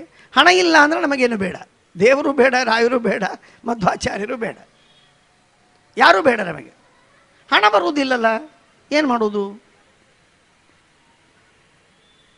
ಹಣ ಬರುವುದಿಲ್ಲ, ಆದ್ದರಿಂದ ನಮಗೆ ರಾಯರು ಬೇಕು. ಹಣ ಕೊಡ್ತಾರೆ ರಾಯರು, ಆದರೆ ರಾಯರು ಬೇಕು. ಹಣ ಕೊಡೋದಿಲ್ಲ, ಆದ್ದರಿಂದ ವ್ಯಾಸರಾಯರು ಬೇಡ. ಈ ರೀತಿ ನಮ್ಮ ಸ್ವಭಾವ. ಇದು ಒಂದಲ್ಲ, ಕಾಮಕ್ರೋಧಗಳು ನಮ್ಮ ಮನಸ್ಸಿನಲ್ಲಿ ತುಂಬಿಕೊಂಡಿವೆ, ಬೇಕಾದಷ್ಟು ತುಂಬಿಕೊಂಡಿವೆ. ಈ ತುಂಬಿಕೊಂಡ ಕಾಮಕ್ರೋಧಗಳನ್ನು ಕಿತ್ತಿ ಹಾಕುವುದಕ್ಕೆ ಉಪಾಯ ಬೇಕಲ್ಲ, ಅದನ್ನು ಯಾರು ಮಾಡೋದು? ಅದು ಹೇಗೆ ನಮ್ಮ ಮನಸ್ಸಿನಲ್ಲಿರುವ ದೋಷಗಳೆಲ್ಲ ನಿರ್ಮೂಲ ಮಾಡಿತು? ಏನು ಮಾಡಿದ್ರಾಗತ್ತೆ? ಆ ಮನಸ್ಸಿನ ದೋಷಗಳನ್ನು ನಾವು ಪರಿಹಾರ ಮಾಡಿಕೊಳ್ಳುವುದಕ್ಕೆ ಉಪಾಯವೇನು? ರಾಯರು ಕಂಡ ಉಪಾಯ ಅಂದರೆ ದೇವರಿಗೆ ವಾಯುದೇವರ ಮುಖಾಂತರ, ಆನಂದ ತೀರ್ಥರ ಮುಖಾಂತರ, ಮಧ್ವಾಚಾರ್ಯರ ಮುಖಾಂತರ ಆರಾಧನೆ ಮಾಡಿದರೆ ಈ ದೋಷಗಳೆಲ್ಲ ಪರಿಹಾರವಾಗ್ತದೆ. ಅವರು ಹೇಗೆ ದೋಷ ಪರಿಹಾರ ಮಾಡ್ತಾರೆ? ಪ್ರತಿದಿನಂ, ಪ್ರತಿನಿತ್ಯವೂ ನಿನ್ನ ಮನಸ್ಸಿನಲ್ಲಿರುವಂತಹ ದೋಷಗಳೇನಿವೆಯಲ್ಲ, ಆ ಮನಸ್ಸಿನಲ್ಲಿರುವ ದೋಷಗಳನ್ನು ಕಿತ್ತಾಕ್ತಾರೆ. ಬಹಳ ಸುಂದರವಾದಂತಹ ಮಾತು. ಸುಬ್ರಹ್ಮಣ್ಯಕ್ಕೆ ಸೂರೇಹೆ ಸುತ ಇತಿ ಸುಭೃಶಂ ಕೇಶವಾನಂದ ತೀರ್ಥ ಶ್ರೀಮತ್ ಪಾದಾಬ್ಜ ಭಕ್ತ ಸ್ತುತಿ ಮಕೃತ ಹರೇಹೆ ವಾಯುದೇವಸ್ಯ ತಸ್ಯ ತತ್ ಪಾದಾರ್ಚಾದರೇಣ ಗ್ರಥಿತ ಪದ ಲಸನ್ ಮಾಲಯ ತ್ವೇತಯಾಯೇ ಸಂರಾಧ್ಯ ಅಮೂ ನಮಂತಿ. ಎಷ್ಟು ಸುಂದರವಾದ ಮಾತು ನೋಡಿ.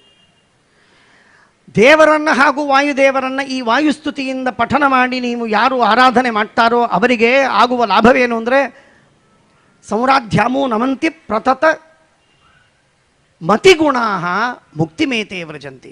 ಪ್ರತತ ಮತಿಗುಣಾ ಮುಕ್ತಿಮೇತೆ ವ್ರಜಂತಿ. ಯಾವುದನ್ನು ಹೇಳಿಲ್ಲ.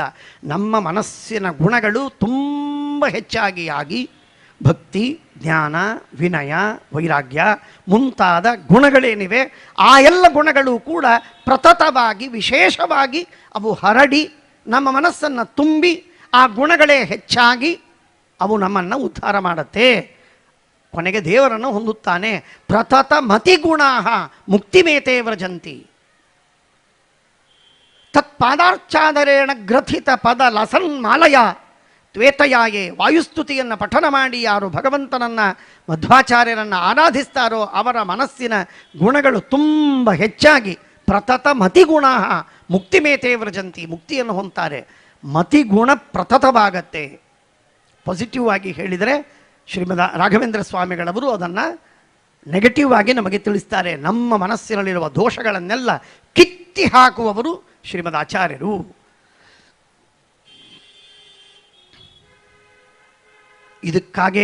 ಇದಕ್ಕಾಗೇನೆ ಮಹಾತ್ಮರು, ತ್ರಿವಿಕ್ರಮ ಪಂಡಿತಾಚಾರ್ಯರಂತಹ ಮಹಾತ್ಮರು, ವ್ಯಾಸರಾಜರಂತಹ ಮಹಾತ್ಮರು, ವಾದಿರಾಜರಂತಹ ಮಹಾತ್ಮರು, ವಾಯುದೇವರನ್ನು ಆರಾಧನೆ ಮಾಡುವುದಕ್ಕೆ ಎಲ್ಲ ಮಹಾತ್ಮರು ಕೂಡ ಆರಾಧನೆ ಮಾಡುವುದು ಮುಖ್ಯ ಪ್ರಾಣದೇವರನ್ನು ಅಥವಾ ಆನಂದ ತೀರ್ಥರನ್ನು ತಮ್ಮ ಮತಿ ಗುಣಗಳು ಪ್ರತತವಾಗಲಿ, ಜ್ಞಾನ ಭಕ್ತಿಯಾದಿ ಗುಣಗಳು ಹೆಚ್ಚಾಗಲಿ ಅನ್ನುವ ಉದ್ದೇಶದಿಂದ ಮಾಡ್ತಾರೆ.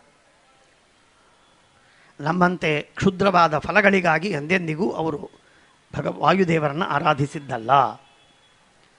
ವಾಯುದೇವರನ್ನು ಆರಾಧನೆ ಮಾಡಿದರೆ ನಿಶ್ಚಿತವಾಗಿ ನಮ್ಮ ಸಾಧನೆ ಪರಿಪಕ್ವವಾಗ್ತದೆ. ಯಾವ ಸಾಧನೆಯನ್ನು ಮಾಡುವುದು? ಮಾರುತ್ತೇವ ಯತಶ್ಚೇಷ್ಟ ಸರ್ವಾತಾಂ ಹಲಗೇರ್ಪಯೇ ಅನೇಜದೇಕಂ ಮನಸೋ ಜವೀಯ ನೈನದ್ದೇವಾ ಆಪ್ನವನ್ ಪೂರ್ವಮರ್ಷತ ತದ್ಧಾವತೋ ಅನ್ಯಾನ್ ಅತ್ತೇತಿ ತಿಷ್ಠತ್ ತಸ್ಮಿನ್ ನಪೋ ಮಾತರಿಶ್ವಾದಧಾತಿ.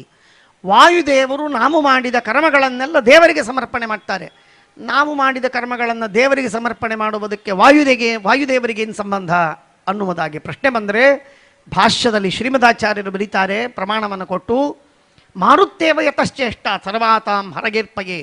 ಸರ್ವಾಚೇಷ್ಟ, ಎಲ್ಲ ಜೀವರು ಮಾಡುವ ಎಲ್ಲ ಕರ್ಮಗಳೇನಿವೆ ಆ ಎಲ್ಲ ಕರ್ಮಗಳನ್ನು ವಾಯುದೇವರೇ ಮಾಡಿಸುವಂಥದ್ದು. ವಾಯುದೇವರೇ ಎಲ್ಲ ಕರ್ಮಗಳನ್ನು ಮಾಡಿಸ್ತಾರೆ. ಆದ್ದರಿಂದ ಎಲ್ಲ ಕರ್ಮಗಳಿಗೆ ನಿಯಾಮಕರು ವಾಯುದೇವರು. ಆ ವಾಯುದೇವರೇ ಆ ತಮ್ಮ ತಮ್ಮ ಅಧೀನವಾಗಿರುವ ಕರ್ಮಗಳನ್ನೆಲ್ಲ ಭಗವಂತನಿಗೆ ಸಮರ್ಪಣೆಯನ್ನು ಮಾಡ್ತಾರೆ. ನಮ್ಮ ಉದ್ದೇಶದಿಂದ, ನಮ್ಮ ಹಿತಕ್ಕಾಗಿ, ನಮ್ಮ ಉದ್ಧಾರಕ್ಕಾಗಿ, ನಮ್ಮ ಮೇಲೆ ವಿಶೇಷವಾದ ಅನುಗ್ರಹವನ್ನು ಮಾಡಬೇಕು ಅಂತನ್ನುವ ಉದ್ದೇಶದಿಂದ ಮಾಡ್ತಾರೆ. ಸರ್ವಾತಾಂ ಹರಗೇರ್ಪಯೇ. ಹಾಗಾಗಿ ನಾವು ಮಾಡಿದ ಒಂದೊಂದು ಕರ್ಮಗಳನ್ನು ದೇವರಿಗೆ ಸಮರ್ಪಣೆ ಮಾಡುವಾಗ ಮುಖ್ಯಪ್ರಾಣ ದೇವರ ಮಾದ್ವಾರ ಮಾಡಿದ್ದೇ ಆದರೆ ಆಗ ನಮಗೆ ನಮ್ಮ ಮನಸ್ಸಿನಲ್ಲಿರುವ ದೋಷಗಳನ್ನು ಶ್ರೀಮದ್ ಆಚಾರ್ಯರು, ಮುಖ್ಯಪ್ರಾಣ ದೇವರು, ಆನಂದ ತೀರ್ಥರು ನಮ್ಮ ಹೃದಯದಲ್ಲಿದ್ದು ನಮ್ಮ ಅಂತರ್ಯಾಮಿಯಾಗಿದ್ದು ಎಲ್ಲ ವಿಧವಾದ ದೋಷಗಳನ್ನು ನಿವಾರಣೆ ಮಾಡಿ ಪ್ರತಿದಿನಂ ಪ್ರತಿಕ್ಷಣಂ ಬುದ್ಧಿಶೋಧಕೇನ, ಆ ಬುದ್ಧಿಯನ್ನು ಶೋಧನ ಮಾಡುವುದಕ್ಕೆ ನಮಗೆ ಇನ್ನೊಂದು ಉಪಾಯವಿಲ್ಲ. ಬಹಳ ವಿಚಿತ್ರವಾಗಿದೆ. ಬುದ್ಧಿಯನ್ನು, ನಮ್ಮ ಕಾಲಿನಲ್ಲಿ ಕೊಳಚೆ ಇದೆ, ಕೀವಾಗಿದೆ, ಆ ಕೀವನ್ನು ತೆಗೆಯುವುದಕ್ಕೆ ನಮ್ಮ ಬುದ್ಧಿಯನ್ನು ಉಪಯೋಗಿಸ್ತೇವೆ. ಬುದ್ಧಿಯನ್ನು ಉಪಯೋಗಿಸಿ ಕೀವು ತೆಗಿತೇವೆ. ಹೊಟ್ಟೆಯಲ್ಲಿ ರೋಗವಾಗಿದೆ, ಬುದ್ಧಿಯನ್ನು ಉಪಯೋಗಿಸಿ ಹೊಟ್ಟೆಯಲ್ಲಿರುವ ರೋಗವನ್ನು ತೆಗಿತೇವೆ. ನಮ್ಮ ದೇಹದಲ್ಲಿ ಬಂದಂತಹ ಯಾವುದೇ ರೋಗ, ಯಾವುದೇ ದೋಷಗಳನ್ನು ಕಿತ್ತಾಕುವುದಕ್ಕೆ ನಮ್ಮ ಬುದ್ಧಿಯನ್ನು ವಿನಿಯೋಗ ಮಾಡಬಹುದು. ಆದರೆ ಬುದ್ಧಿಯಲ್ಲೇ ದೋಷ ಬಂದಾಗ ನಿವಾರಣೆ ಮಾಡುವುದಕ್ಕೆ ಬಗೆಯೇನು, ಉಪಾಯವೇನು? ಬುದ್ಧಿಯಲ್ಲೇ ದೋಷವಿದೆ, ಆ ದೋಷವನ್ನು ನಿವಾರಣೆ ಮಾಡೋದು ಹೇಗೆ? ಏನದಕ್ಕೆ ಉಪಾಯ? ಅದಕ್ಕೆ ಉಪಾಯವಿದ್ದದ್ದು ನಮ್ಮ ಬುದ್ಧಿಯಲ್ಲಿ. ನಮ್ಮ ಬುದ್ಧಿಗೆ ನಿಯಾಮಕರಾಗಿರುವಂತಹ ಸರಸ್ವತೀ ದೇವಿ, ಬುದ್ಧಿಗೆ ನಿಯಾಮಕರಾದ ಭಾರತೀ ದೇವಿ, ಬುದ್ಧಿಗೆ ನಿಯಾಮಕರಾದ ಚಿತ್ತಕ್ಕೆ ನಿಯಾಮಕರಾದ ಬ್ರಹ್ಮದೇವರು, ವಾಯುದೇವರು. ಯಾರು ಮಹತ್ತತ್ವಕ್ಕೆ ಅಭಿಮಾನಿಗಳೋ ಅಂತಹ ಬುದ್ಧಿ ತತ್ವಕ್ಕೆ ಅಭಿಮಾನಿಗಳಾದ, ಚಿತ್ತ ತತ್ವಕ್ಕೆ ಅಭಿಮಾನಿಗಳಾದ ಆ ದೇವರಿಗೆ ಶರಣು ಹೋದಾಗ ನಮ್ಮ ಮನಸ್ಸಿನಲ್ಲಿರುವ ಎಲ್ಲ ದೋಷಗಳನ್ನು ಕಿತ್ತಾಕ್ಲಿಕ್ಕೆ ಸಾಧ್ಯವಿದೆ.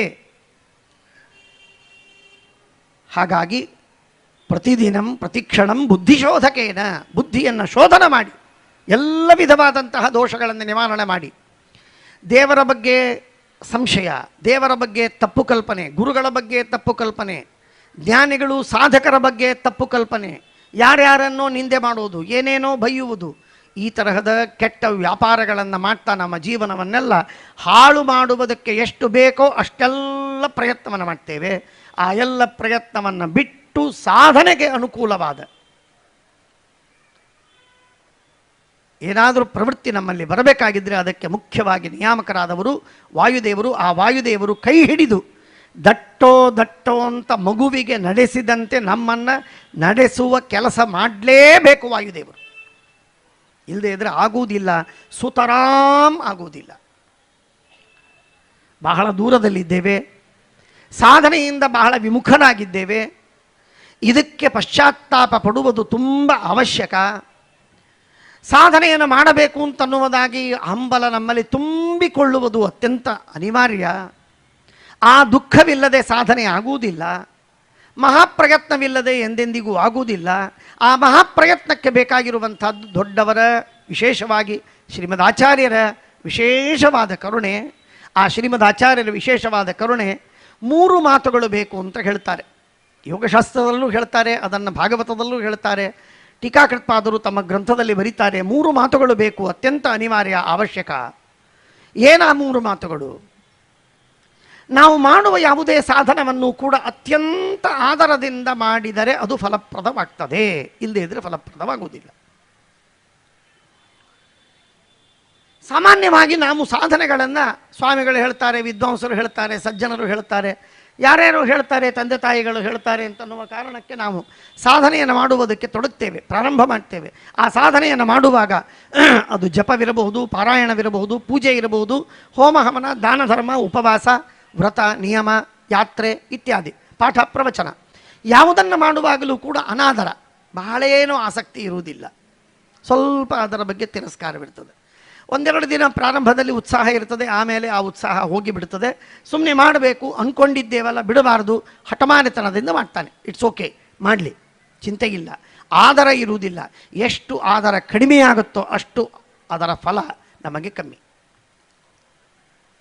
ಆದರ ಕಮ್ಮಿ ಆದರೆ ದೇವರು ದಾರಿಯಲ್ಲಿ ಬಿದ್ದಿಲ್ಲ, ಭಿಕ್ಷೆ ಬೇಡ್ತಾ ಇಲ್ಲ, ನೀವು ಸಾಧನೆ ಕೊಡಿಯಪ್ಪ, ಜಪ ಮಾಡಿಯಪ್ಪ, ನನ್ನೊಂದು ಸ್ವಲ್ಪ ನಾಮಸ್ಮರಣೆ ಮಾಡಿಯಪ್ಪ ಅಂತ ಹೇಳಿ ದೇವರು ನಮ್ಮನ್ನು ಕೈಯೊಡ್ಡಿ ಬೇಡ್ತಾ ಇಲ್ಲ.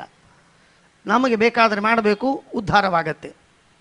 ಹಾಗಾಗಿ ಸಾಧನೆ ಮಾಡುವಾಗ ಮೊಟ್ಟ ಮೊದಲಿಗೆ ಬೇಕಾಗಿರುವಂಥದ್ದು ಒಂದೇ ದಿನ ಮಾಡಿದರೂ ಸರಿಯೇ, 10 ನಿಮಿಷ ಮಾಡಿದರೂ ಸರಿಯೇ, ಅದರ ಬಗ್ಗೆ ತುಂಬ ಆದರದಿಂದ ಮಾಡಿದರೆ ಆ ಸಾಧನೆ ಫಲಪ್ರದವಾಗ್ತದೆ. ಇದು ಮೊಟ್ಟ ಮೊದಲಿನ ಕಂಡೀಷನ್. ಎರಡನೇ ಕಂಡೀಷನ್, ಯಾವ ಸಾಧನೆಯನ್ನು ಮಾಡ್ತೀರಿ ಆ ಸಾಧನೆಯನ್ನು ನಿರಂತರವಾಗಿ ಮಾಡಿದರೆ ಮಾತ್ರ ಆ ಸಾಧನೆ ಫಲಪ್ರದವಾಗ್ತದೆ, ಹೆಚ್ಚಿನ ಫಲವನ್ನು ಕೊಡಲಿಕ್ಕೆ ಆರಂಭ ಮಾಡ್ತದೆ. ಎಂದೂ ಆ ಸಾಧನೆಗಳನ್ನು ಬಿಡ್ತಕ್ಕದ್ದಲ್ಲ.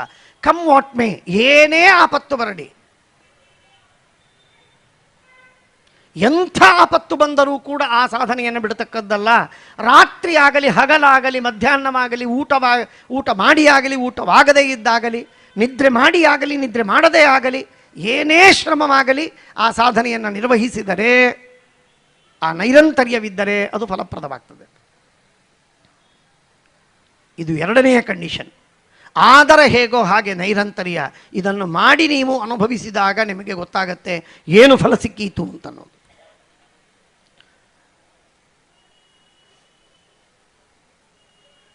ಆದರ ಸುಲಭ, ನೈರಂತರ್ಯ ಕಷ್ಟ.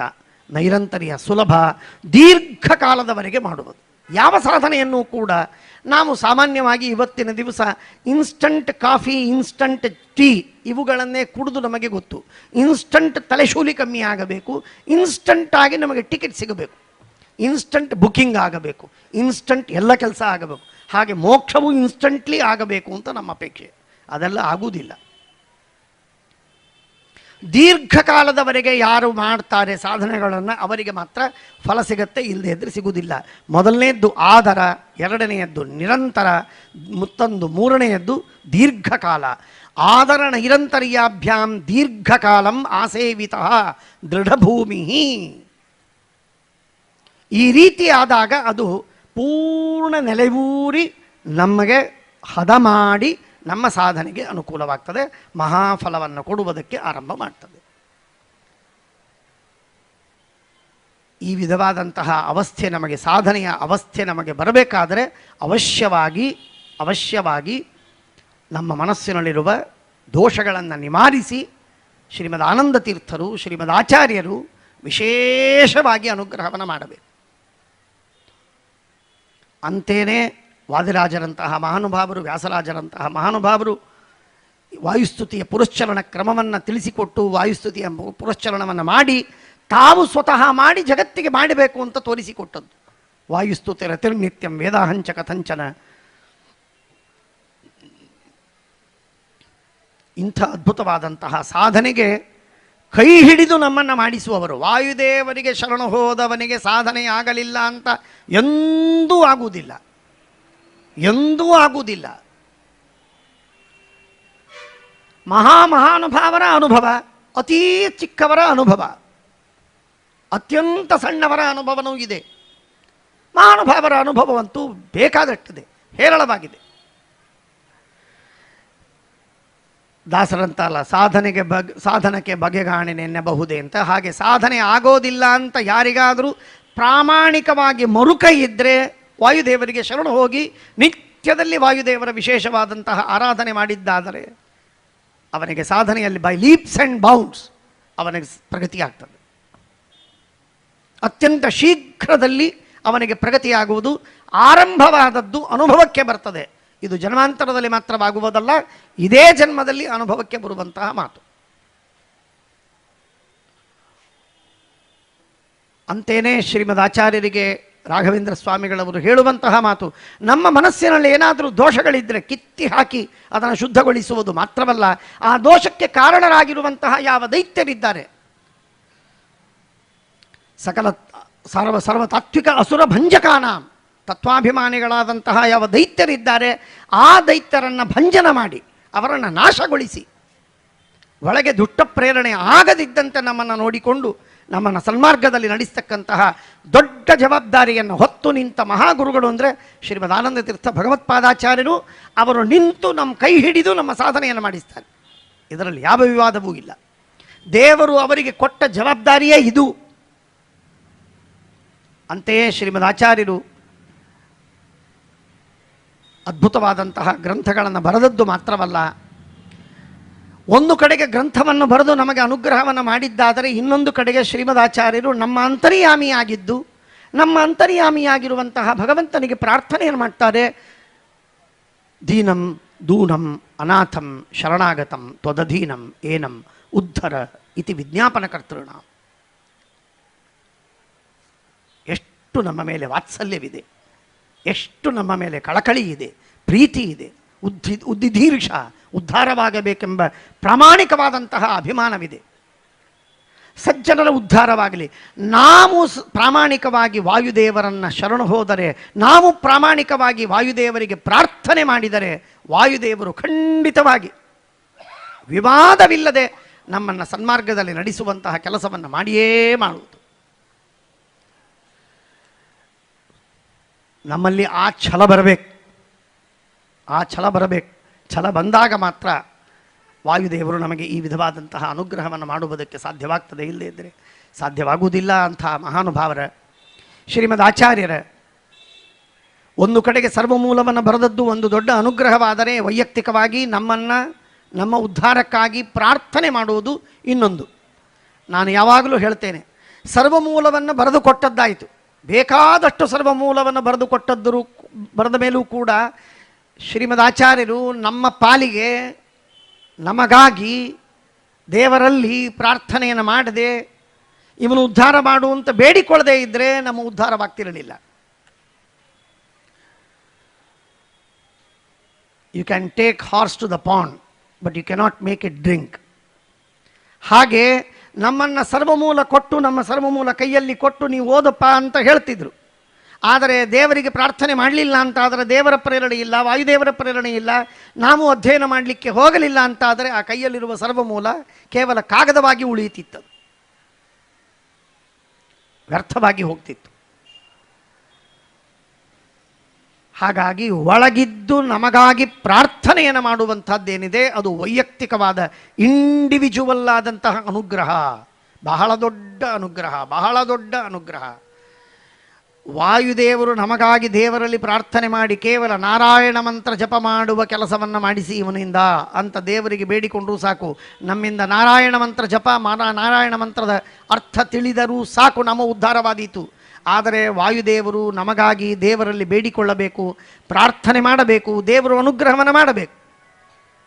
ವಾಯುದೇವರ ಪ್ರಾರ್ಥನೆ, ದೇವರ ಅನುಗ್ರಹ ಇದೆ, ಎರಡೂ ಅತ್ಯಂತ ಅನಿವಾರ್ಯವಾಗಿರುವಂತಹ ಸಂಗತಿಗಳು. ಆ ಕಾರ್ಯವನ್ನು ರಾಘವೇಂದ್ರ ಸ್ವಾಮಿಗಳವರು ಎತ್ತಿ ತೋರಿಸ್ತಾರೆ. ಅಂಥ ಮಹಾನುಗ್ರಹವನ್ನು ಮಾಡಿದಂತಹ ಗುರುಗಳು, ಮಹಾಗುರುಗಳು ಶ್ರೀಮದ್ ಆಚಾರ್ಯರು. ಆ ಶ್ರೀಮದ್ ಆಚಾರ್ಯರ ಆ ವಿಶಿಷ್ಟವಾಗಿರುವಂತಹ ಅನುಗ್ರಹದ ಚಿಂತನವನ್ನು ನಾವು ಮಾಡ್ತಾ ನಮ್ಮ ಜೀವನದಲ್ಲಿ ಜಗತ್ತಿನಲ್ಲೇನೇ ಸರ್ವೋತ್ತಮನಾದ ಭಗವಂತ ನಮಗೆ ಭಗವದ್ಗೀತೆಯನ್ನು, ಮಹಾಭಾರತವನ್ನು, ಭಾಗವತವನ್ನು ಕೊಟ್ಟಿದ್ದಾನೆ. ಜಗತ್ತಿನಲ್ಲೇನೇ ದ್ವಿತೀಯ ತೃತೀಯ ಸ್ಥಾನದಲ್ಲಿರುವಂತಹ ಗುರುಗಳು ನಮಗೆ ಸರ್ವಮೂಲವನ್ನು ಒದಗಿಸಿದ್ದಾರೆ. ಅಂಥ ಸರ್ವಮೂಲ ಗ್ರಂಥಗಳ ಜ್ಞಾನವನ್ನು ಮಾಡಿಕೊಳ್ಳುವ ಸೌಭಾಗ್ಯವನ್ನು ಪಡೆಯಲಿಕ್ಕೆ ಏನೇನು ಬೇಕೋ ತ್ರೈವರ್ಣಿಕರಾಗಿದ್ದೇವೆ, ಉಪನಯನವಾಗಿದೆ, ಪಾಠ ಹೇಳುವ ಗುರುಗಳು ಸಿಗ್ತಾರೆ. ಇಷ್ಟೆಲ್ಲ ನಮಗೆ ಸೌಕರ್ಯವಿರುವಾಗ ಆ ವಿಶೇಷವಾದ ಲಾಭವನ್ನು ಪಡೆದು, ಜ್ಞಾನವನ್ನು ಪಡೆದು ಶ್ರೀಮದ್ ಆಚಾರ್ಯರ ಹಾಗೂ ದೇವರ ಉಪಾಸನೆಯನ್ನು ಮಾಡುವಂತಹ ಸೌಭಾಗ್ಯವನ್ನು ಕಳೆದುಕೊಳ್ಳಬಾರ್ದು, ಎಂದೆಂದಿಗೆ ಕಳೆದುಕೊಳ್ಳಬಾರ್ದು. ಅಂಥ ಮಹಾಭಾಗ್ಯ ಜನ್ಮಾಂತರಕ್ಕೆ ಸಿಗಲಿಕ್ಕಿಲ್ಲ. ಅನೇಕ ಬಾರಿ ನಾನು ಹೇಳ್ತಾ ಇರ್ತೇನೆ, ಈ ಮೊನ್ನೆ ತಾನೇ ನಾವು ಒಂದು ಕಡೆಗೆ ಚರ್ಚೆಯನ್ನು ಮಾಡ್ತಾ ಇರುವಾಗ, ಇವತ್ತೆಲ್ಲ ಇಷ್ಟು ನಾನಾ ವಿಧವಾದಂತಹ ವಿಜಾತೀಯ ವಿವಾಹಗಳೆಲ್ಲ ಆಗ್ತಾ ಇವೆ, ವಿಧವಾ ವಿವಾಹಗಳಾಗ್ತವೆ, ಎರಡನೇ ಬಾರಿ ವಿವಾಹಗಳಾಗ್ತವೆ, ಎಂತೆಂಥೆಂದೋ ಏನೇನೋ ಸಮಸ್ಯೆಗಳು ಬೆಳೆದು ಬರ್ತಾ ಇದೆ. ಇನ್ನೂ 50 ವರ್ಷಗಳಲ್ಲಿ ಎಷ್ಟು ಕಲುಷಿತವಾಗಿರುತ್ತೆ ಅಂತ ಗೊತ್ತಿಲ್ಲ. ಅಂಥ ಕಾಲದಲ್ಲಿ ಹುಟ್ಟಿ ಬಂದ ನಮಗೆ ಗಾಯತ್ರಿ ಮಂತ್ರ ಜಪ ಮಾಡುವುದಕ್ಕಾದರೂ ಅಧಿಕಾರ ಉಂಟಾ? ನಾರಾಯಣ ಮಂತ್ರ ಜಪ ಮಾಡುವುದಕ್ಕೆ ಅಧಿಕಾರ ಉಂಟಾ? ಸರ್ವಮೂಲವನ್ನು ಓದುವುದಕ್ಕೆ ಅಧಿಕಾರ ಉಂಟಾ? ಶುದ್ಧರಾಗಿರ್ತೇವ ನಾವು? ಇವತ್ತು ಕರ್ಮಧರ್ಮದ ಸಂಯೋಗದಿಂದ, ನಮ್ಮ ಪುಣ್ಯದಿಂದ, ಸೌಭಾಗ್ಯದಿಂದ ಒಳ್ಳೆ ಶುದ್ಧವಾದ ತಂದೆ ತಾಯಿಗಳ ಪರಂಪರೆಯಲ್ಲಿ ಹುಟ್ಟಿ ಬಂದಿದ್ದೇವೆ. ಈ ಭಾಗ್ಯ ಇನ್ನು 50 ವರ್ಷದ ನಂತರ ಮತ್ತೊಮ್ಮೆ ಹುಟ್ಟಿ ಬರುವಾಗ ಈ ಭಾಗ್ಯ ಇರುವುದಿಲ್ಲ. ನಾವು ಮನುಷ್ಯರಾಗಿ, ಬ್ರಾಹ್ಮಣರಾಗಿ, ಭಾರತ ದೇಶದಲ್ಲಿ ಮಾಧ್ವರಾಗಿ ಹುಟ್ಟಿ ಬರ್ತೇವೆ ಅಂತೆ ಗೃಹೀತ ಹಿಡಿದಾಗಲೂ ಶುದ್ಧವಾದ ತಂದೆ ತಾಯಿಗಳ ಪರಂಪರೆ ನಮಗೆ ಸಿಕ್ಕಲಿಕ್ಕೆ ಸಾಧ್ಯವಿಲ್ಲ. ಇಷ್ಟರ ಮಟ್ಟಿಗೆ ಆಪತ್ತಿನಲ್ಲಿ ನಾವು ಸಿಕ್ಕು ಬಿದ್ದಿದ್ದೇವೆ. ಇದ್ದ, ಸಿಕ್ಕ, ದೊರೆತ, ಲಬ್ಧವಾದ ಈ ಪ್ರಸಂಗವನ್ನು, ಈ ಯೋಗ್ಯತೆಯನ್ನು, ಸೌಕರ್ಯವನ್ನು ಎಷ್ಟು ಸಾರ್ಥಕವೋ ಅಷ್ಟು ಸಾರ್ಥಕ ಮಾಡಿಕೊಳ್ಳುವುದು ಬುದ್ಧಿವಂತಿಕೆ. ಎಲ್ಲವನ್ನು ತೊರೆದು ವಿಶೇಷವಾಗಿ ಸಾಧನೆಯನ್ನು ಮಾಡುವುದು ಮಹಾಲಾಭ. ಮಹಾಲಾಭ ಅಂಥ ಸಾಧನೆಯನ್ನು ಮಾಡುವುದಕ್ಕೆ ರಾಘವೇಂದ್ರ ಸ್ವಾಮಿಗಳವರ ಪ್ರಾತಃ ಸಂಕಲ್ಪ ಗದ್ಯದಲ್ಲಿ ಹೇಳಿದಂತಹ 4 ಮಾತುಗಳಿಂದ ವಾಯುದೇವರನ್ನು, ಶ್ರೀಮದ್ ಆಚಾರ್ಯರನ್ನು ಹಾಗೂ ತದಂತರ್ಯಾಮಿಯಾದ ಪರಮಾತ್ಮನನ್ನು ವಿಶೇಷವಾಗಿ ಆರಾಧಿಸುವಂತಹ, ಗ್ರಂಥಗಳಿಂದ ಭಗವಂತನ ವಿಶೇಷವಾದ ಮಹಿಮೆಯನ್ನು ತಿಳಿಯುವಂತಹ, ಅವನ ವಿಶೇಷವಾದ ಉಪಾಸನೆ ಮಾಡುವಂತಹ ಒಂದು ಸೌಭಾಗ್ಯವನ್ನು ಪಡೆಯಬೇಕು, ಸಾರ್ಥಕ ಮಾಡಿಕೊಳ್ಳಬೇಕು. ಇಂಥ ಪ್ರಸಂಗಗಳು ನಮಗೆ ಸ್ಫೂರ್ತಿಯನ್ನು ಕೊಡಬೇಕು. ಸಾಧನ ಮಾರ್ಗದಲ್ಲಿ ನುಗ್ಗಿ ಮುಂದೆ ಹೋಗುವುದಕ್ಕೆ, ಏನೋ ಹೆಜ್ಜೆ ಇಟ್ಟು ಹೋಗ್ತೇನೆ ಅಂತಲ್ಲ, ನುಗ್ಗಿ ಮುಂದೆ ಹೋಗುವುದಕ್ಕೆ ನಾನಾ ವಿಧವಾದ ಪ್ರತಿಬಂಧಕಗಳನ್ನು, ಅಡ್ಡಿಗಳನ್ನು, ಎಲ್ಲ ಕಷ್ಟಗಳನ್ನು ನಿವಾರಣೆ ಮಾಡಿಕೊಂಡು ಸಾಧ್ಯವಿದ್ದಷ್ಟು ಹೆಚ್ಚಿನ ಮಟ್ಟದಲ್ಲಿ ನಮ್ಮ ಶಕ್ತಿ ಮೀರಿ ಪ್ರಯತ್ನವನ್ನು ಮಾಡಿ ಈ ಸಾಧನ ಮಾರ್ಗದಲ್ಲಿ ಮುಂದೆ ನಡೆಯುವಂತೆ ನಮಗೆ ಶ್ರೀಮದ್ ಆಚಾರ್ಯರು, ಭಗವಂತ ಅನುಗ್ರಹವನ್ನು ಮಾಡಲಿ ಎಂಬುದಾಗಿ ಪ್ರಾರ್ಥನೆ ಮಾಡಬೇಕು. ಅಂತಹ ಒಂದು ಆ ಸ್ಫೂರ್ತಿಯನ್ನು ಪಡೆಯುವುದಕ್ಕೆ ಈ ತರಹದ ಉತ್ಸಾಹಗಳು, ಸಮಾರಂಭಗಳು, ಕಾರ್ಯಕ್ರಮಗಳು ನಮಗೆ ಪ್ರೇರಕವಾಗಬೇಕು. ಆ ರೀತಿಯಾಗಿ ಶ್ರೀಮದ್ ಆಚಾರ್ಯರು, ಭಗವಂತ, ಎಲ್ಲ ಗುರುಗಳು ಅನುಗ್ರಹವನ್ನು ಮಾಡಲಿ ಅಂತ ವಿದ್ಯಾಧೀಶ ತೀರ್ಥ ಶ್ರೀಪಾದಂಗಳವರ ಚರಣಾರವಿಂದಗಳಲ್ಲಿ ಅತ್ಯಂತ ಭಕ್ತಿ ಪುರಸ್ಸರವಾಗಿ ನಮಸ್ಕಾರವನ್ನು ಮಾಡಿ, ಅವರ ಆಶೀರ್ವಾದ ನಮಗೂ ನಿಮಗೂ ಸರ್ವಕಾಲದಲ್ಲಿ ಇರಲಿ. ಈ ವಿಧವಾದ ಸಾಧನ ಮಾರ್ಗದಲ್ಲಿ ವಿಶೇಷವಾಗಿ ಪ್ರಗತಿಯಾಗುವಂತೆ ಆಗಲಿ ಅಂತ ಹೇಳಿ ಪ್ರಾರ್ಥನೆಯನ್ನು ಮಾಡ್ತಾ ನನ್ನ 4 ಮಾತುಗಳನ್ನು ಮುಕ್ತಾಯ ಮಾಡ್ತೇನೆ. ಶ್ರೀಕೃಷ್ಣ ಅರ್ಪಣಮಸ್ತು.